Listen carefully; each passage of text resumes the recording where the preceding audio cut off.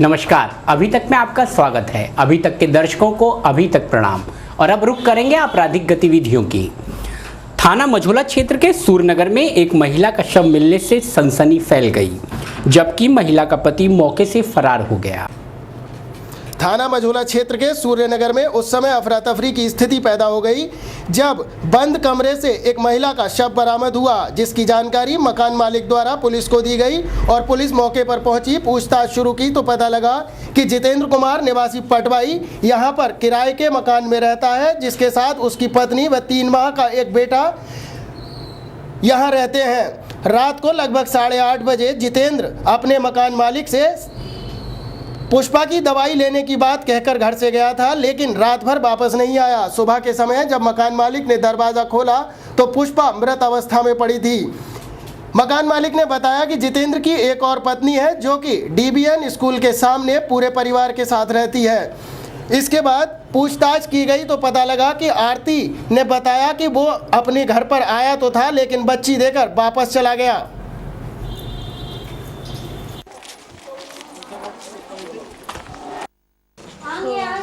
क्या हुआ था आपको, इस मामले में जानकारी थी? जी नहीं, मुझे तो पता था तबीयत खराब चल रही है, उल्टी दस्त हो रहे थे शायद। आपको बताकर शादी की थी? शादी तो कर ली थी, बाद में पता चली थी। आप इसके खिलाफ हो? ना। क्यों किया होगा आखिर, ये कुछ अंदाजा है? क्यों किया होगा? क्या जो इनका मर्डर हुआ है, क्यों किया होगा? कुछ मर्डर की तो मैं नहीं कह सकती हूँ, या कैसे क्या हुआ है, ना मैं यहाँ रहती हूँ ना ऊपर। तो जैसे कहना है कि वो आपसे मिले भी थे और उनकी एक बच्ची भी थी जो आपके पास तो इसे तो देखे आए हैं, झूठ थोड़ी ना बोल रही हूँ मैं। ये कह रहे थे कनक। फिर किस टाइम मिले थे आपसे? ऐसे ही आएंगे 11:30-12 बजे करीब, 11:30 ही हो रहे थे शायद, टाइम नहीं देखा था मैंने। क्या कह रहे थे? ना, क्या कह रहे थे? ये कह रहे थे मैं डॉक्टर को बुलाने जा रहा हूँ, उसकी हालत ज़्यादा ख़राब है, इसे पकड़ ले रही तो जब आपकी बनती थी तो फिर साथ क्यों रहना पसंद नहीं किया? कोई वजह? बोलचाल थी आपकी इनसे? कब से नहीं मिली थी आप इनसे? मैं तो जब ये लड़की हुई थी, जब अस्पताल में गई थी। अच्छा, उसके बाद से नहीं मिली। कब आपको मालूम है वो कहाँ है आपका? अभी तो पता नहीं है, कह रहे थे सुबह में बहन के यहाँ जा रहा हूँ, फोन आया वहाँ से। अब आपने बात क्या हुआ, क्या मामला है बताइए? हमें तो बाद में पता लगा, सुबह जब तो ताला नहीं खुला। क्या था एक्चुअली में, क्या हुआ है? क्या पता, दवाई लेने क्या गया रात घर से, उसके बाद आज लौटा ही नहीं वो, ताला चला गया। तो ताला आप क्या पाया? हम पढ़ते क्या पाया यहाँ पर जो देखा गया? तो पुलिस को सूचना दी, पुलिस ने ताला खोला तो मरी पड़ी वो। ताला बाहर से था? ताला बाहर से बंद था, पुलिस ने ताला खोला। और जो हस्बैंड है अभी तक नहीं है? कौन कौन रहता है यहाँ पर इसके? किराएदार ही रहते हैं, हम भी रहते हैं। मतलब इसके साथ में और कौन रहता था महिला के साथ? ये दोनों में अभी तक छोटा बच्चा था। बच्चा कहाँ पर है? 3 महीने का ही। तो छोड़ के गया कहीं अपने दूसरे घर पे, एक घर और है ना उसका यहाँ। अच्छा। तो वहीं SP सिटी राम सुरेश यादव ने बताया कि कुछ समय पहले पुष्पा के टेस्ट हुए थे, जिसमें उसे HIV पॉजिटिव बताया गया था। हो सकता है कि इसी के चलते उसके पति जितेंद्र ने उसकी हत्या कर दी हो। जो लेडी एक्सपायर हुई है, क्या है वो पूरा मामला सर? ये थाना मझौला में आज पुलिस को सूचना मिली थी कि महिला की लाश उसके घर में बेड पे पड़ी हुई है। इस सूचना से पर पुलिस और हम सभी लोग पहुँचे वहाँ मौके पर। उसकी गहराई से छानबीन करी तो पता चला कि उसके पति ने रात्रि में 12 बजे पड़ोसियों को बताया कि हमारी पत्नी की तबीयत खराब है, हम दवा लेने जा रहे हैं। ये कह के वो चला गया, फिर वापस नहीं आया। महिला की जो बॉडी को देखने लगता है उसके नाक से और मुंह से खून निकला है, तो कोई और जाहिरा चोट नहीं है। इसके अलावा हम लोग पोस्टमार्टम करा रहे हैं। पोस्टमार्टम कराने के बाद जो स्थिति होगी उसके हिसाब से कार्रवाई होगी। और अभी एक चीज़ नहीं पता चली है कि वो HIV पॉजिटिव थी वो महिला, उसका ट्रीटमेंट हो रहा था और उससे काफ़ी वो दुखी थी, परेशान थी। उसके सारे पेपर कागज़ मिले हैं, तो इस संबंध में हम लोग छानबीन करेंगे और अगर इसमें कोई क्रिमिनल एक्ट हुआ होगा तो निसंदेह इसमें मुकदमा कायम करके हम लोग कार्रवाई करेंगे।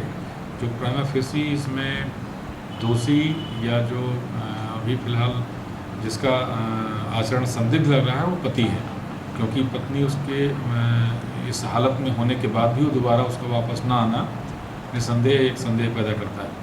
सर उसमें एक ये भी देखने में आया कि जो ताला था, जो लॉक था, वो बाहर से दरवाज़ा लगा हुआ था और उसका एक बच्चा भी था जो अपनी पहली बीवी को सौंप कर नहीं, गया। मैंने बताया ना कि उसके पति ने खुद जो है पड़ोसियों को बता के गया है कि मेरी पत्नी की तबीयत खराब है, मैं दवा लेने जा रहा हूँ, और ये कहते हुए बाहर से दरवाज़ा बंद करके वो चला गया। तो उसको वापस ना आना उसका निसंदेह मतलब शक पैदा करता है कि कोई बात है, पति वापस क्यों नहीं आया। गुरुवार को स्कूली वैन में लगी आग के बाद शुक्रवार को एसपी ट्रैफिक ने पीली कोठी चौराहे पर विभिन्न स्कूली बसों को चेक किया। इस दौरान उन्हें कई कमियां भी देखने को सामने आईं।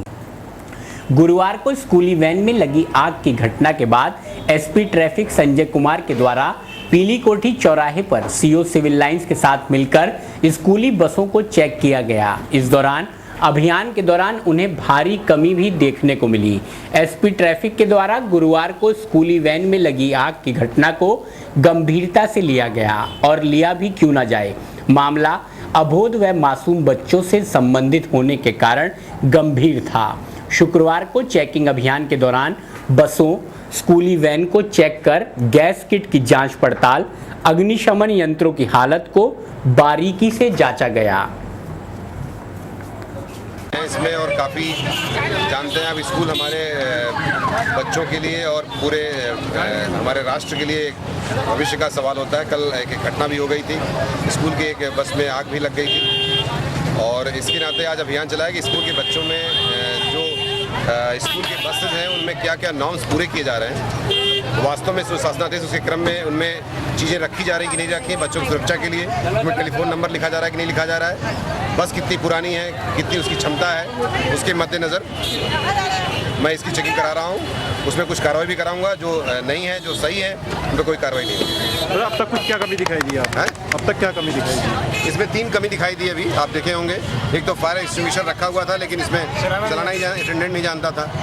दूसरा वो जो है क्या ड्राइवर और कंडक्टर के ड्रेस प्रॉपर और न बच्चों के नाम लिखे हुए थे, न अटेंडेंट मौजूद था जो कि बस अगर बच्चे बाहर निकालते हों कि वो हाथ अपना बाहर निकालते हो तो उनको बताने के लिए, उनको रेगुलेट करने के लिए, कंट्रोल करने के लिए। तो क्या कार्रवाई करेंगे? तो इसमें हम कार्रवाई को चेतावनी दी है आज कि आप कल तक इसको आप पूरा कर लीजिए, नहीं तो मैं इसके खिलाफ आप कार्रवाई करूँगा। इस प्रकार मैं अभी और बसों को भी चेक कर रहा हूँ, उनमें जितनी भी कमियाँ पाई जाएंगी तदनुसार कार्रवाई की जाएगी। आम आदमियों को एक बार फिर से केंद्र सरकार ने जोर का झटका धीरे से दे दिया है। पेट्रोल के मूल्य में 3 रुपये 13 पैसे व डीजल के दामों में 2 रुपये 71 पैसे की वृद्धि कर महंगाई कम करने की बजाय बढ़ाने के संकेत केंद्र सरकार ने दे दिए हैं। केंद्र सरकार ने जनता से वादा किया था कि मोदी जी की ताजपोशी के बाद सबके अच्छे दिन आएंगे। अच्छे दिन आए भी, पर जनता के लिए ना आकर मोदी जी की सरकार वालों के लिए ही। मोदी सरकार ने एक बार पुनः पेट्रोल व डीजल के दामों में वृद्धि कर आम जनता को महंगाई का जोरदार झटका धीरे से दिया है। पेट्रोल के दाम में एक बार पुनः 3 रुपये 13 पैसे व डीजल के दामों में 2 रुपये 71 पैसे की वृद्धि कर जनता को महंगाई के मुंह में पहुंचा दिया गया। किसान एक तो पहले ही बर्बाद फसलों का दंश झेल रहा है, ऊपर से डीजल के दामों में वृद्धि होने के चलते अब खेतों को पानी देना भी दुश्वार दिख रहा है। बढ़ी हुई कीमतें शुक्रवार की आधी रात्रि से लागू होने के चलते पेट्रोल पंप पर भारी भीड़ देखने को मिली। पेट्रोल पंप पर लंबी लंबी वाहनों की कतार देखने को मिली। मोदी जी तो हवाई जहाज में बैठकर एक के बाद एक विभिन्न देशों के दौरे पर चल देते हैं, पर भारत में आम जनता मोदी जी की ओर टकटकई लगाए बस यही पूछना चाह रही है कि मोदी जी अच्छे दिन कब आएंगे। संभागीय परिवहन विभाग के द्वारा कांठ रोड पर स्कूली बसों का चेकिंग अभियान चलाकर करीब 20 बसों के चालान काटे गए। गुरुवार को स्कूली वैन में लगी आग की घटना के बाद संभागीय परिवहन विभाग भी हरकत में आया। मामले को गंभीरता से लेते हुए एआरटीओ श्री राजपूत ने कांठ रोड पर शुक्रवार को स्कूली बसों को चेक किया। इस दौरान एआरटीओ द्वारा बसों के परमिट, मेडिकल बॉक्स के अग्निशमन यंत्र, बसों के ड्राइवरों की वर्दी आदि को चेक किया गया। अभियान के दौरान कई ड्राइवर चप्पलों में बस चलाते भी नजर आए। चेकिंग अभियान के दौरान करीब 20 स्कूली बसों व वैनों का चालान काटा गया। 50 गाड़ियों को चेक किया है, उसमें से 18 गाड़ियों का हमने चालान किया है, जिसमें अनेकों प्रकार की कमियां पाई गई। जैसे कि कमियां, जैसे कि समर वैली पब्लिक स्कूल है अगवानपुर के पास, उसकी 2 गाड़ियां थी, उनके पास परमिट ही नहीं था स्कूल बच्चों को ढोने का। उसके अलावा PMS स्कूल की एक टाटा मैजिक गाड़ी थी, उसके पास सवारी ढोने का परमिट था, स्कूल के बच्चे ढोने का परमिट नहीं था। इसके अलावा और अनियमितताएँ मिली हैं, जैसे चालक के पास लाइसेंस नहीं होना या लाइसेंस 5 साल पुराना न होना, ड्राइवर का वर्दी में न होना, हवाई चप्पल पहन के गाड़ी चलाना, जो कि बच्चों की सुरक्षा के लिए खतरा है। फायर एक्सटिंग्विशर हर वाहन में होना ज़रूरी है। लगभग 10 वाहन हमें ऐसे मिले जिनके में फायर एक्सटिंग्विशर नहीं लगा हुआ था, या लगा हुआ था तो वो आउटडेटेड था, पुराना था, अपडेटेड नहीं था। थाना सिविल लाइंस क्षेत्र में एकता द्वार के निकट एक बगुला पक्षी पेड़ में फंसकर घंटों छटपटा रहा था।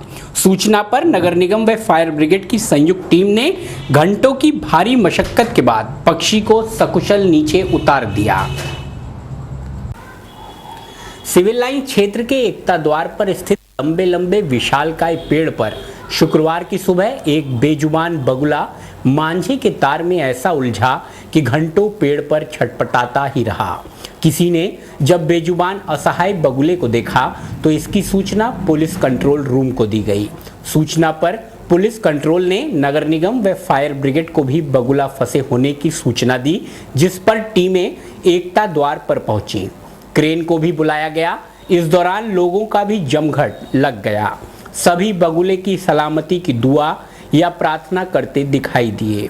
घंटों की भारी मशक्कत के बाद चलाए गए रेस्क्यू ऑपरेशन को आखिरकार सफलता मिली, पर तब तक बेजुबान घायल हो चुका था।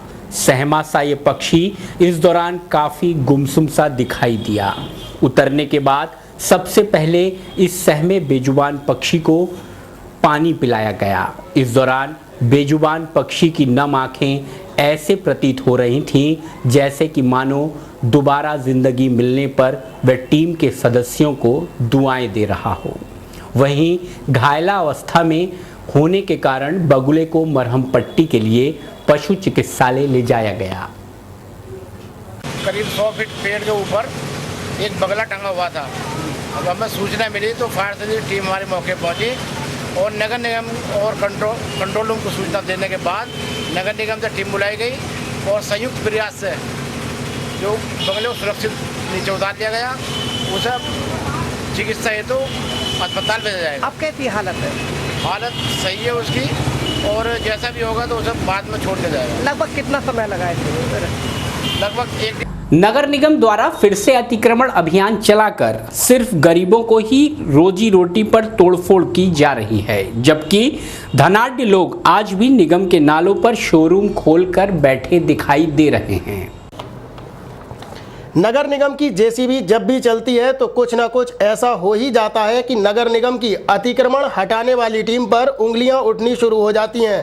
ताज़ा मामला दिल्ली रोड के मझोली चौराहे का है, जहां पर नाला सफाई के नाम पर यहां की दुकानों के सामने बने नाले पर रखे हुए स्लैब नाला सफाई के नाम पर तोड़ दिए गए, लेकिन 15 दिन का समय गुजर जाने के बाद भी नालों की सफाई नहीं हो सकी। जबकि क्षेत्रवासियों व दुकानदारों की माने तो यहां पर इसकी वजह से तमाम समस्याएं खड़ी हो गई हैं। स्थानीय भारतीय जनता पार्टी के नेता केपी सिंह ने बताया कि स्लैब तोड़ने के बाद नगर निगम की टीम ने यहां पलटकर भी नहीं देखा।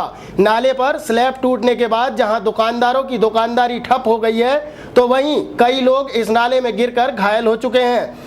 इसी लाइन में एक मोटरसाइकिल मैकेनिक भी बाइक रिपेयर करके अपनी रोजी रोटी कमाता है, लेकिन नाले के ऊपर से स्लैब टूट जाने के बाद उसके सामने भी रोजी रोटी का संकट पैदा हो गया है। इसी प्रकार से अन्य दुकानदार भी ग्राहकों के दुकान तक न पहुंचने से खासे परेशान हैं। दुकानदारों की मांग है कि नाले को साफ कराकर उस पर स्लैब डलवाया जाए।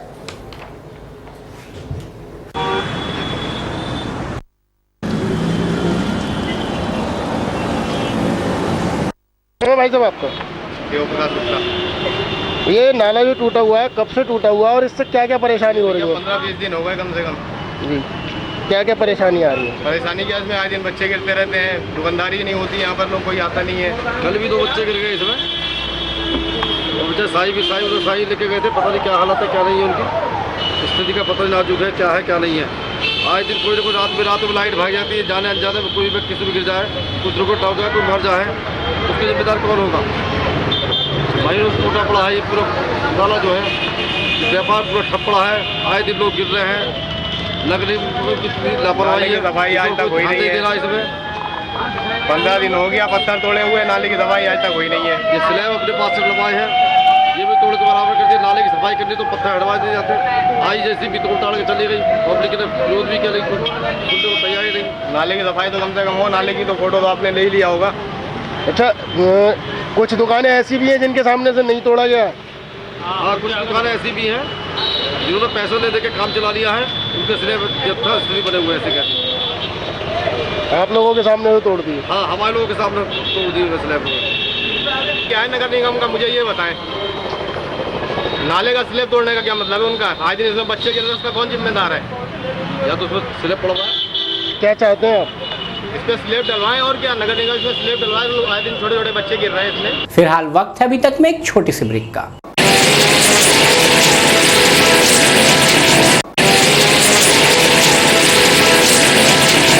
ब्रेक के बाद पुनः अभी तक में आपका स्वागत है। मुरादाबाद विकास प्राधिकरण के वीसी ने नया मुरादाबाद पहुंचकर हर्बल पार्क का निरीक्षण किया। मुरादाबाद विकास प्राधिकरण के उपाध्यक्ष सतेंद्र कुमार ने नया मुरादाबाद में निर्माणाधीन हर्बल पार्क का निरीक्षण किया। इस निरीक्षण के दौरान उन्हें निर्माण कार्य में काफी कमियां मिली। बीसी ने निरीक्षण में पार्क के अंदर बन रही सड़क की फिनिशिंग सही न पाए जाने पर जेई को फटकार लगाई और कड़ी चेतावनी भी दी, तो वहीं ठेकेदार से भी कड़े शब्दों में अब उसके अधीनस्थों द्वारा सही कार्य कराने की हिदायत भी दी।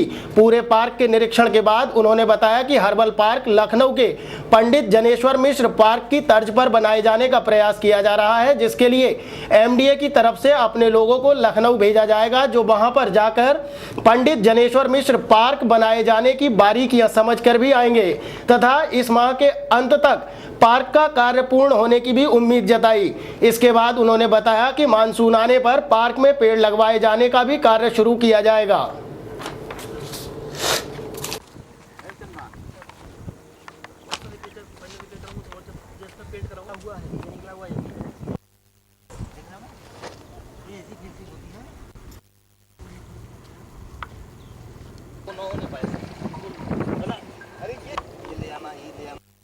तो वो बहुत ज़्यादा उस पर खर्च भी नहीं आएगा, वो लगवा दीजिए जो थोड़ी लगा यार की है जो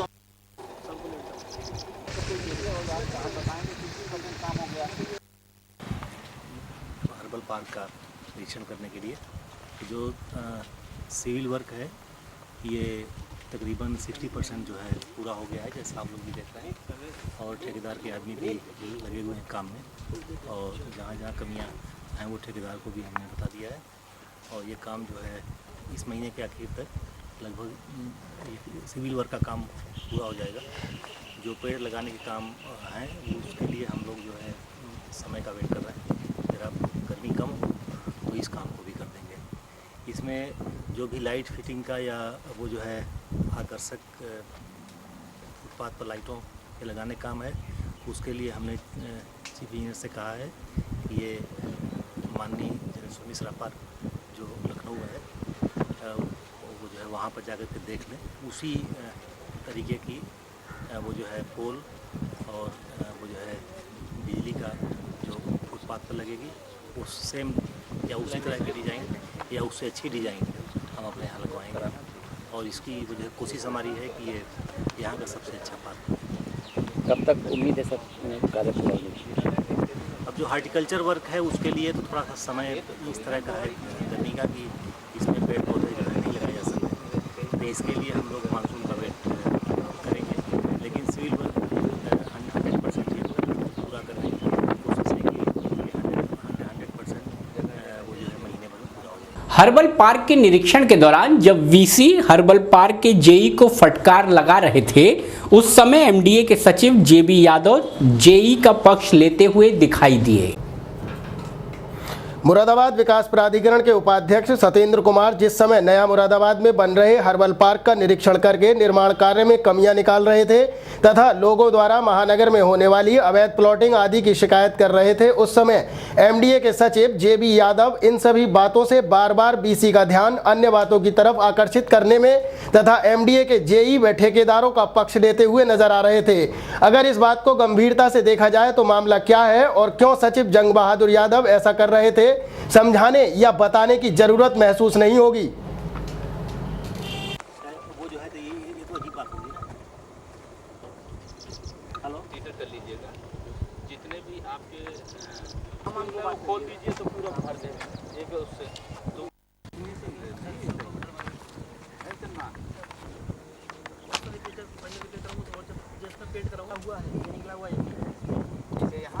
वीसी के निरीक्षण के दौरान मौके पर पहुंचे सपा नेता मनोज यादव ने हर्बल पार्क के निर्माण में अनियमितताएं बरते जाने की बात कही है।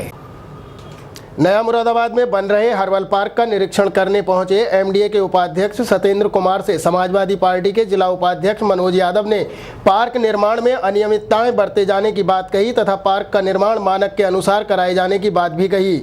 अभी तक संवाददाता से बात करते हुए सपा नेता मनोज यादव ने बताया कि पार्क में मानकों की अनदेखी किसी भी कीमत पर बर्दाश्त नहीं की जाएगी। मुख्यमंत्री द्वारा यहां पर हर्बल पार्क बनाने का कार्य कराया जाना एक सराहनीय कार्य है, लेकिन एमडीए के अधिकारी व ठेकेदार मिलकर उनके इस सपने को तोड़ने का प्रयास कर रहे हैं। इसकी शिकायत लखनऊ जाकर मुख्यमंत्री से की जाएगी।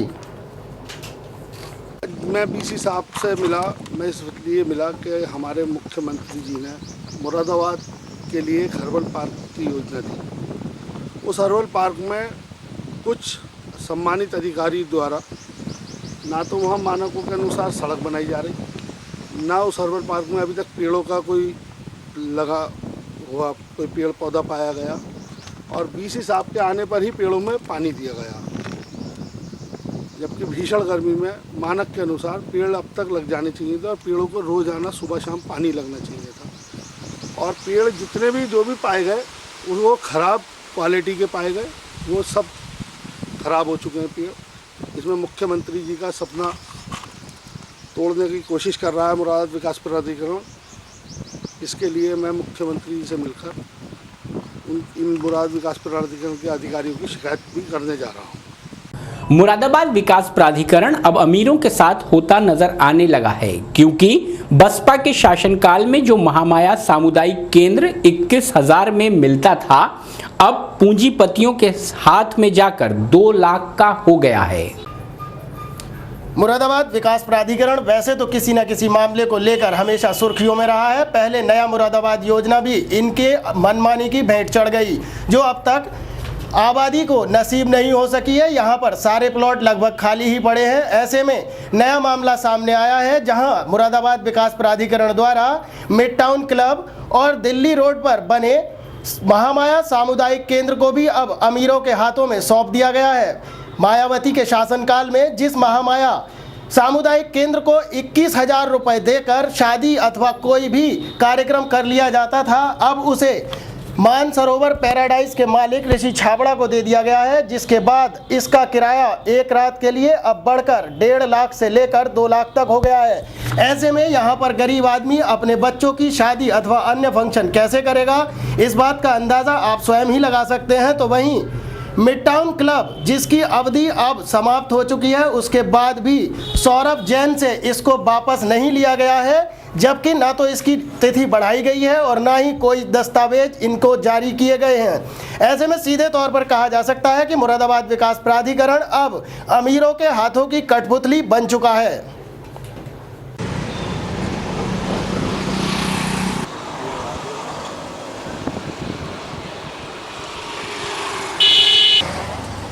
महानगर में भूमाफियाओं द्वारा नियमों को दरकिनार करते हुए खेती की जमीन पर आवासीय प्लॉटिंग की जा रही है, लेकिन संबंधित विभाग इसे देखकर भी अनदेखा कर रहा है।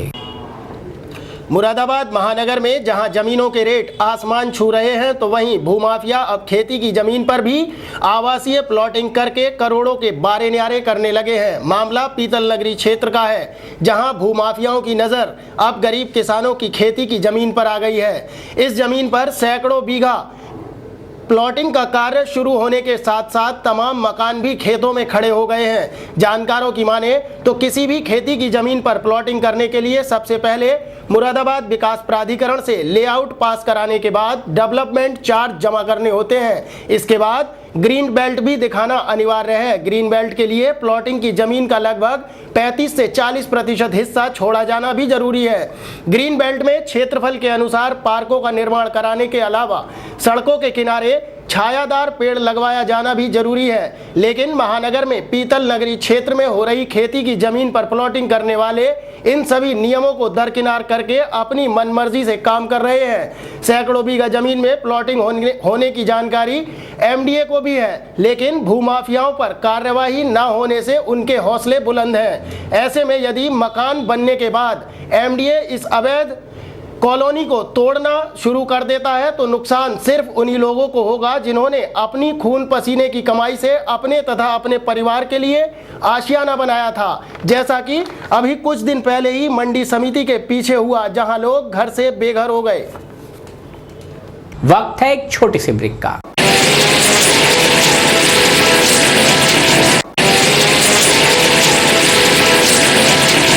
ब्रेक के बाद पुनः अभी तक में आपका स्वागत है। जिला समाजवादी व्यापार सभा की एक बैठक चड्डा कॉम्प्लेक्स में संपन्न हुई। बैठक में व्यापारी जोड़ो अभियान की शुरुआत की गई। शुक्रवार को समाजवादी पार्टी व्यापार प्रकोष्ठ की व्यापारी जोड़ो अभियान सभा माइक्रोमैक्स केयर चड्डा कॉम्प्लेक्स पे संपन्न हुई। इस सभा में जिलाध्यक्ष भूप सिंह यादव ने बताया कि सपा व्यापार सभा की ओर से व्यापारी जोड़ो अभियान चलाया जा रहा है। इस अभियान में जगह जगह पर सभाएं करके व्यापारियों को पार्टी से जोड़ने का काम किया जाएगा और सपा व्यापार सभा को सर्वोत्तम प्रकोष्ठ बनाया जाएगा। इसी के लिए व्यापारी जोड़ो अभियान चलाया जा रहा है। व्यापारियों के जुड़ने से पार्टी मजबूत होगी। पार्टी द्वारा किए गए कामों की प्रशंसा भी की गई।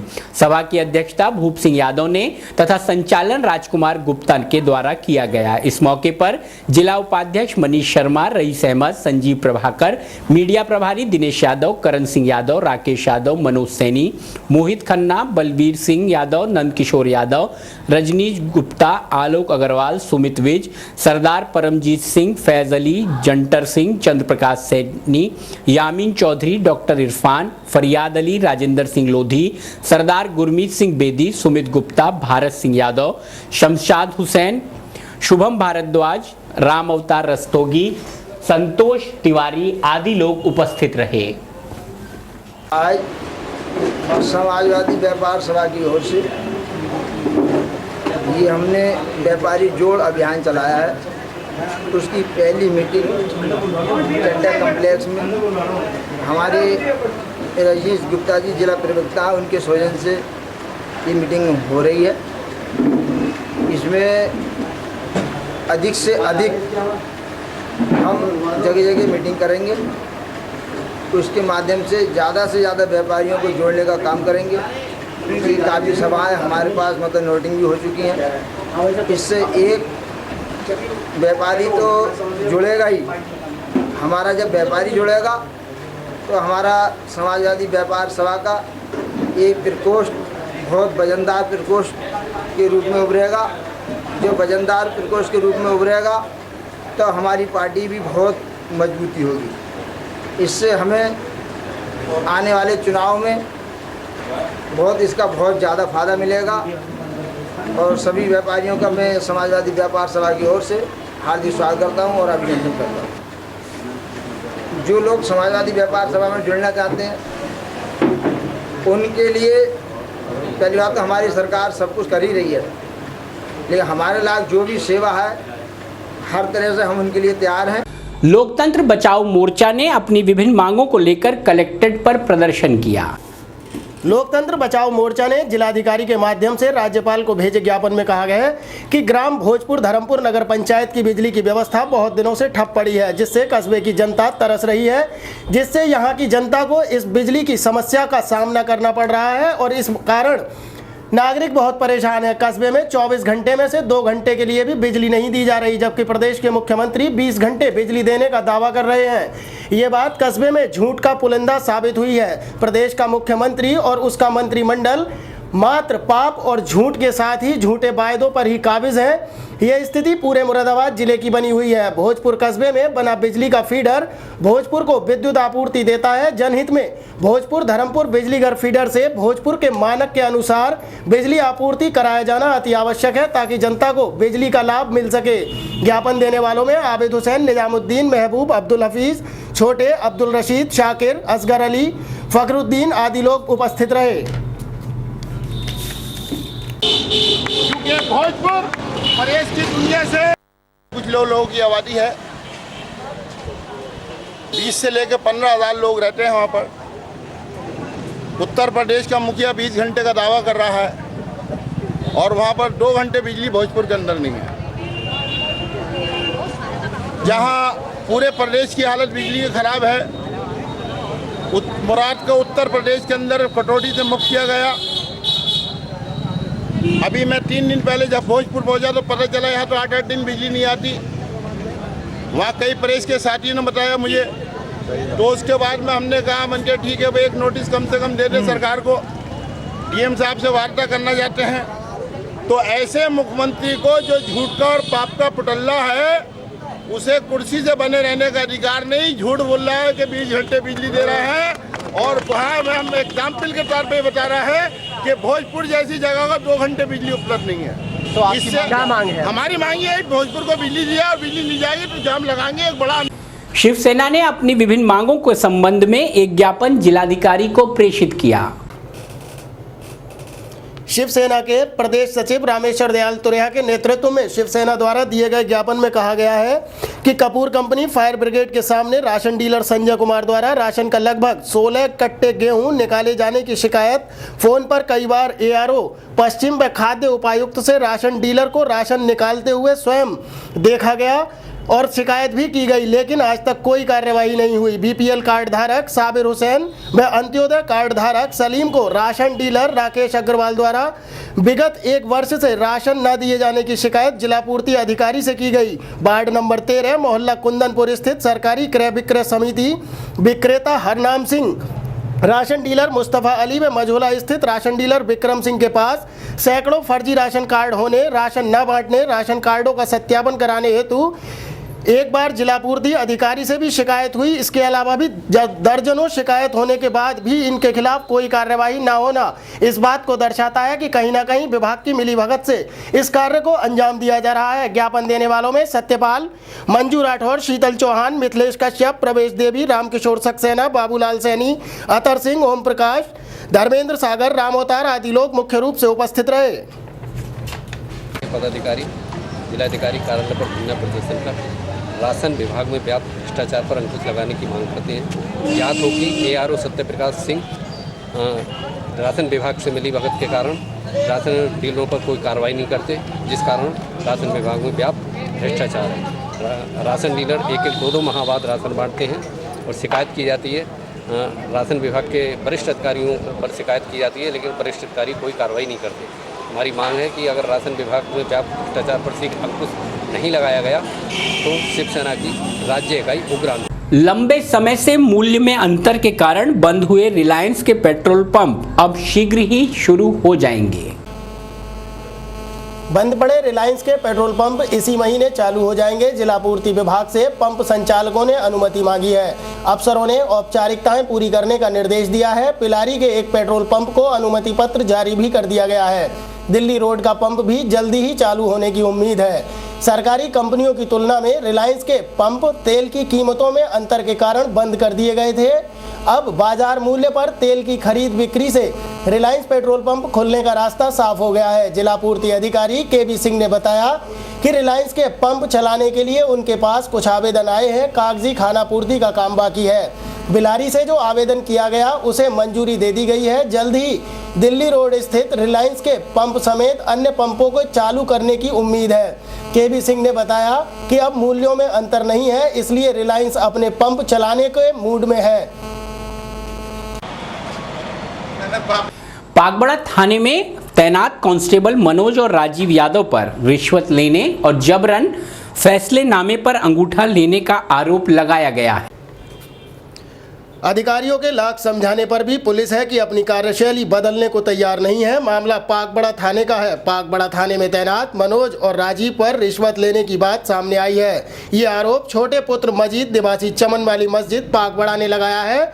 छोटे कैलसा रोड स्थित अपनी बूरा बताशे की दुकान चलाता है और जैसे तैसे करके अपने परिवार का पालन पोषण करता है। बताते चलें कि कुछ दिन पहले पड़ोस के दुकानदार से किसी बात को लेकर कहासुनी हो गई थी, जिसको लेकर पड़ोसी दुकानदार ने 100 नंबर पर शिकायत कर दी। कस्बे में ही गश्त कर रहे सिपाही मनोज और राजीव यादव मौके पर पहुंच गए और दुकानदार छोटे को ये कहकर ले गए कि तुझे एसओ साहब ने बुलाया है। छोटे ने आरोप लगाया है कि दोनों सिपाही मुझे थाने के पीछे पेट्रोल पंप पर ले गए और जबरन मेरी जेब में रखे 6,000 रुपए निकाल लिए। मेरा मोबाइल भी छीन लिया और सादे कागज पर मेरे अंगूठे के निशान भी ले लिए। और हद तो तब हो गई जब कानूनी कार्यवाही करने पर दोनों सिपाहियों ने छोटे को जूतों से मारा और झूठे मुकदमे में फंसाने की धमकी भी दे डाली। दुकानदार छोटे ने डीआईजी और एसएसपी से न्याय की गुहार लगाई है।